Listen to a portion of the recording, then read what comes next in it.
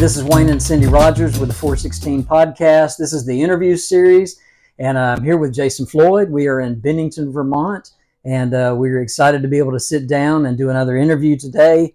And so, Jason, just tell us a little bit introduce yourself and your role here in the Bennington congregation. Well, first of all, thank you very much for being here. We appreciate the work that you and your wife are doing. I think it's a really cool work that you're starting here, and you've been an encouragement to us already here. So my name's Jason Floyd, and my wife Sarah, and I have two kids, Nathan and Noah, 9 and 7. One will be 10 in a few weeks here. So we have lived in this part of the country for about 12 years now. Okay. And in 2020, the start of 2020, I stepped into the role of being the minister. Before that, we didn't have a minister. All the guys took turns speaking. And and this is Nathan. Okay, thank you. Go back in. Thank you.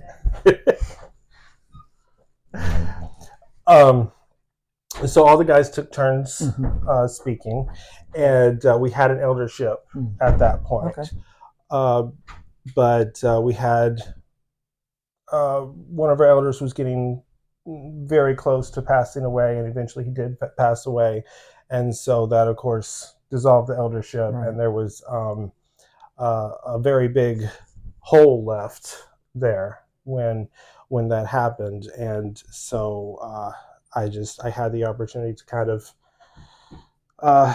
step into a role where I could fill a void. Obviously I can't do the work of an elder. I can't do the job of an elder, but I am able to hopefully help the congregation through this time period while we don't. So that was in 2020, and of course we know what happened in 2020. This is the year. Yes. So about 3 or 4 months after I stepped into the job, the lockdown hit, and we had to meet online for about a month and a half before we met back again in person. But even meeting back again in person, it was a very difficult, challenging time for us. The state of Vermont was locked down for a very long period of time, and there were times that we had to be kind of careful meeting because church's meeting was very much frowned on. So we would park in the back parking lot to kind of keep it low key for a while. But Vermont was locked down pretty hard for a solid year, 2, in some cases even 3 years in a lot of ways. So that's we eventually did start to come back, and that's where we are today. We've climbed up where we are now into solidly in the low to mid 20s in attendance on Sunday morning now.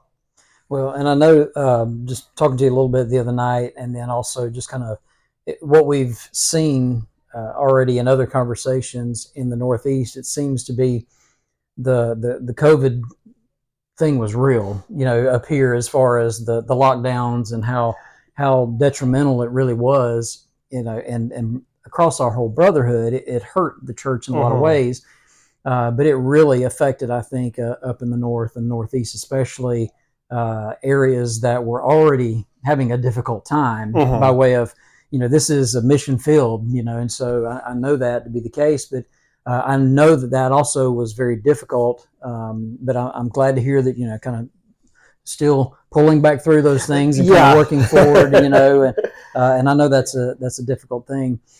So just so people know, Vermont, kind of just where are we? how far? I know you talked about you work in Albany, New York, some. So yes. So just kind of give us an idea of, so if somebody was traveling through, how would they find us? How would they find you here? So we're in the southeastern corner of Vermont, and like you said, we're about an hour from Albany, New York, about an hour from the New Hampshire line, and about 25 minutes to the Massachusetts line. Okay. So kind of in that little corner. Right. And so obviously you've got Vermont has its own unique culture. Yeah. But we also kind of have some influence from the culture of the capital region. That's what they call that part of New York around Albany, the capital region. So have a little bit of that cultural influence there. Okay. But it's absolutely beautiful part of the country. It's beautiful. All the seasons are beautiful. People like to come up in the fall. That's that's what brings everybody here. Yes. But then there's also a lot of skiing in the area. People like to come up for that. But we're also just 3.5 hour drive from New York City. So anybody that's in the along the eastern seaboard, quick day trip up here. Come see us. Come say hi. Absolutely. And we would like to encourage people to do that, and especially because that to me. So knowing where you are, kind of in the southern part of Vermont, not far from Albany, not terribly far from the coastline, and so people could come over and figure out a way, maybe as they're traveling up or traveling through somewhere, to hopefully come by and visit. And it is we've messed around in the town a little bit today, and we've kind of some of the other little towns in the area, very quaint little towns, just kind of neat, and so to be able to walk around, and everybody's been real nice. And so when I think about the work here in Bennington, the work you're able to do with the congregation, what if you were to highlight maybe some of the things that you're able to do, and that you and the members here are really involved in heavily? What would you spotlight as far as the work? What does it look like here? So there's so many things that we're doing here, or that we're doing and that we're trying to do. I want to go back all the way to 2020 to start with. Right during the heart of the lockdown, when everything was really difficult. We had a very interesting situation happen, and I think that this really highlights what we're trying to do in the work and the work happening here. So it can be very isolating here in the Northeast. There's not a lot of congregations around. And Sarah had just kind of mentioned on Facebook, how difficult it was for us and for the church here being so isolated. And Cindy Colley from North Alabama, she started a card campaign where she put on her blog, hey, there's these Christian folks up in the Northeast, and if you'd like to send them a card, here's the church's address, and me and Sarah would take care of getting it to the right people. Well, we thought, okay, that's great. That's a good thing. We thought, well, we'll get a few cards, we'll bring them out. They started coming in the mail, and they came, and we wound up with hundreds of cards for a whole bunch of our members, and me and Sarah would take them and sort them out and deliver them to the houses. And one of the houses that we went to, one of our members had somebody living with them, a cousin that I had never met before. But they weren't home, but the cousin was, and we got to talking, had a conversation, and I said, hey, would you be willing to have a Bible study with me? And she's like, yeah, sure. And so we did, and we studied and studied and studied and studied. It took a very, very long time, but eventually she obeyed the gospel. Nice. But it didn't end there. She introduced me to her son, and eventually, down the road, I was able to study with her son, and she got sick. And the last Sunday that she was able to come to church before she passed, she got to see her son baptized. That was awesome. But it didn't stop there. One Sunday, her son came and brought a young lady with him, and on this particular Sunday, I just happened to decide, you know what, I want to preach a lesson that is exactly what I would say in a Bible study. Like if we were sitting down one-on-one in a Bible study, I want to do this lesson here. And I did, and she was so touched by the gospel right there that she's like, I need to be baptized. I need to be baptized right here, right now. Yeah. So we sat down, we studied a little bit more, and we baptized her later on that week. But then it didn't stop there.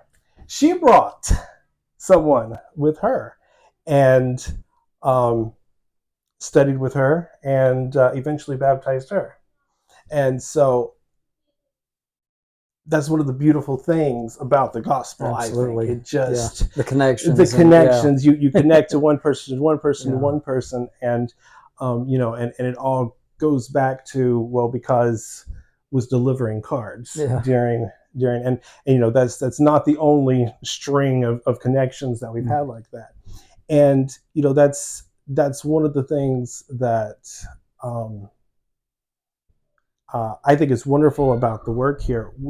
Unfortunately, we don't have a lot of children, but that means that the growth and the baptisms that we're having are they're not from within. Right. They're from without. Sure. And we had 5 last year and 2 so far this year. That's great. And so it's difficult, but it's a wonderful thing. Well, and so I love that. I love the idea that seeing the connections like that and hearing about that, because that just, to me, when you start looking at the history of every congregation and kind of what over the last couple of years, what each congregation is going through, and you start hearing stories like that and hearing about those connections, and thankful for the colleagues and their work, and reaching out, in that way, and kind of setting that up for y'all, because I know that meant a lot, getting those cards coming in. That was huge. And so and that always makes me think there's so much we can do in the Lord's kingdom, to encourage one another. And so, but you mentioned it, it does come with some difficulties in this area. And so you might want to talk to that. Yes. And that is a good segue into some of the difficulties, because one of the very difficult things in this part of the country is once somebody is baptized, once somebody becomes a member of the church, part of that Great Commission is not just baptizing them, but making disciples. Yeah. And when you don't have a big support group, that's hard. Yeah. That's really, really hard. I would encourage somebody that is, that's at the age where they're looking for a mate to find someone in the church. Right. But if that doesn't exist, right. So there isn't a lot of encouragement for people that are brand new Christians. Yeah. And so it's very hard to retain and maintain that enthusiasm that you start out with.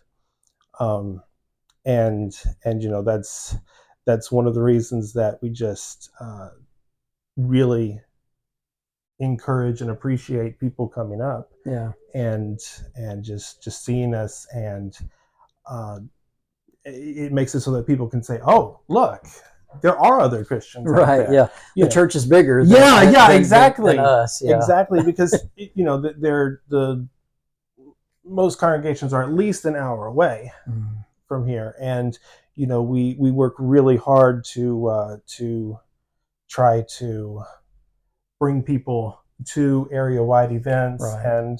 and that kind of thing. But when you have to travel 1, 2, 3 hours away, yeah, not everybody is able to sure. do that.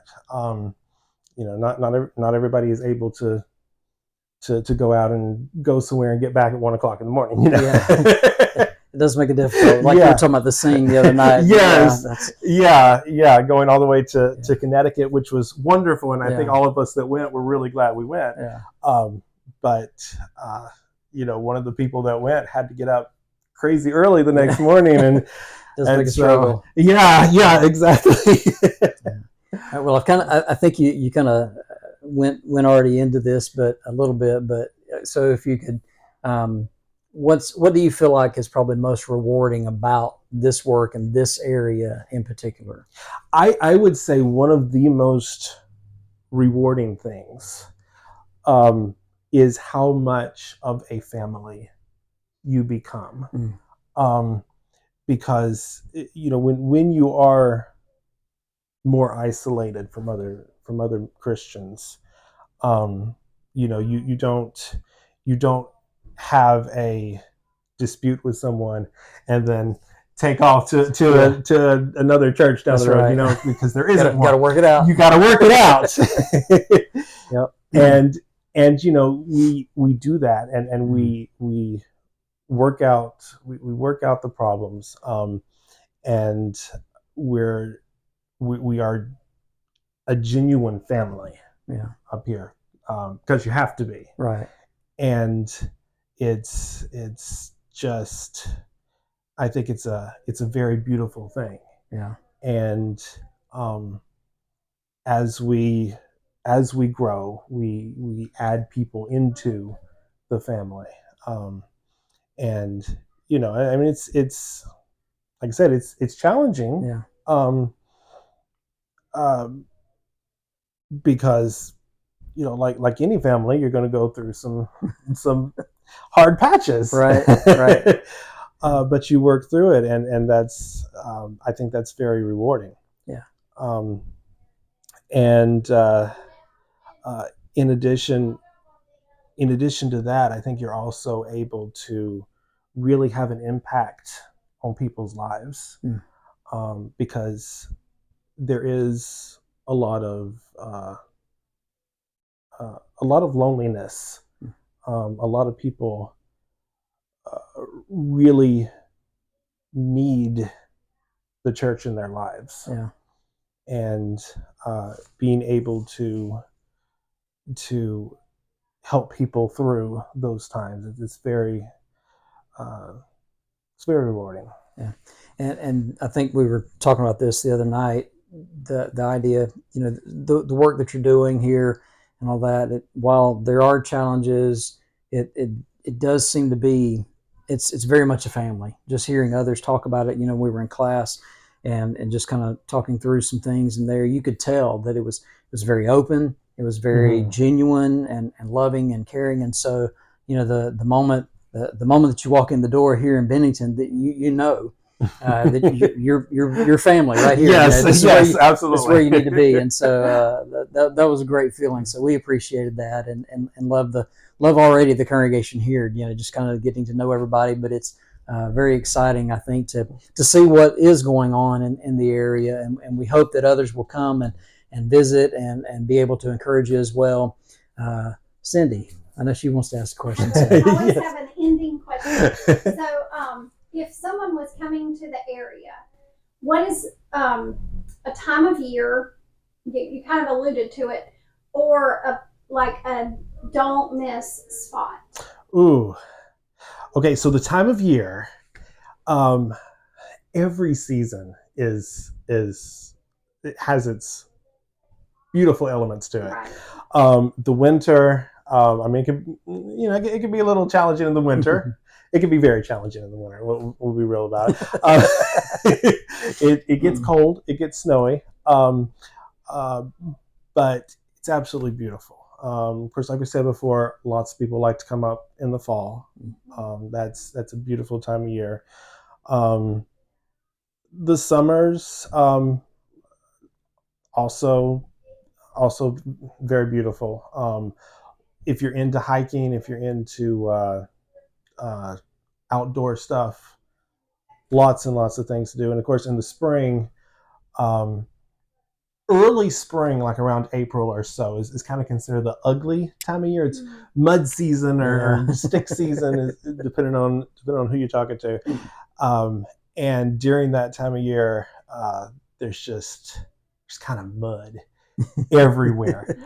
But that also leads into the flowers, and spring is just an absolutely beautiful I bet it is. time in this part of the country. We've got the lilacs and roses and lots of things blooming around, and so really just about any time of year, but probably the fall I would recommend the most. Yeah. It seems to be no mosquitoes, really good weather. And we're just at the beginning of it right now. Yeah, we're a little early for it, I think. Yeah, give it 2 or 3 more weeks. It's gonna be beautiful. Is there a spot that you would like a don't miss? We've seen a couple that I would mention when we do our coffee chat. It depends on the time of year too. Yeah. So if they came in the fall, where's a don't miss this spot? In Bennington. Let's see. You need to go up to Arlington and see the Robert Frost covered bridge and homestead and all that up there. Need to see that. I would highly recommend going up Route 9. The leaves up there are always gorgeous, and they're a little bit earlier than other places are. The Old First Church and Cemetery is a place that we send. We saw that. Yeah, we just about always send everybody there. Yeah. If you're into history, lots of historical things, and that's one of the really great history locations is right there at the Old First Church and the Robert Frost grave and all that stuff. Yes. Well, thank you all for joining us, and Jason, thank you for sitting down with us. And thank you. Thankful for you and Sarah on the work you're doing, and just grateful to get to know you and to make a friend too. And so hope that you'll come and visit the Bennington congregation, Bennington, Vermont. Yeah, absolutely. And they're begging you, just come by and visit. So you'll find family, I promise you that. And so next time we'll see you further down the road.